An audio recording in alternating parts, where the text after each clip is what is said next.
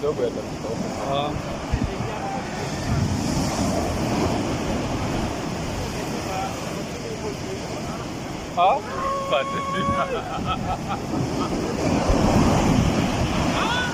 Hello, you are watching Visual TV, and on trending news, Kenya Meteorological Department has cautioned Kenyans to brace themselves for increased rainfall in several parts of the country as a result of the effects of Cyclone IALY.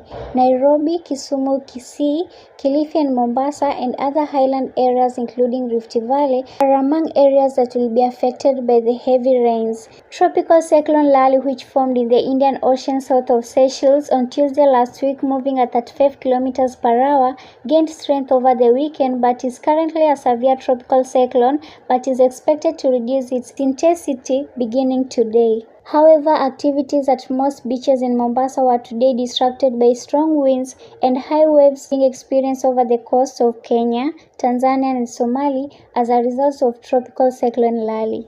Fishermen who ventured out to sea early in the morning were hard hit and compelled to cut short their fishing expeditions and return to shore due to the rough seas. This comes as the Kenya Meteorological Department issued a warning to Kenyans in the coastal region against venturing into the ocean by the use of small boats as they risk being swept away by the strong winds resulting from Cyclone IALY. So far, at least 2 people were killed and 5 injured as strong winds from Tropical Cyclone IALY hit various parts of the Kenyan coast on Tuesday, officials said.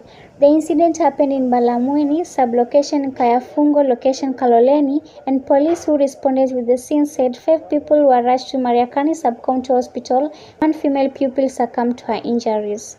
In Mombasa, the roof of a structure, the Mbaraki Girls Comprehensive School, was off by the winds and no injuries were reported. A tropical cyclone is generally deemed to have formed once mean surface winds in excess of 35 knots 65 km per hour are observed. In a marine update issued Tuesday evening, Director David Kigungu said the new development marks a historic event in the southern West Indian Ocean and the intense system is forecast to cause advanced weather conditions at the coast. Gikungu said small boats and crafts are advised to avoid deep sea areas throughout the forecast period.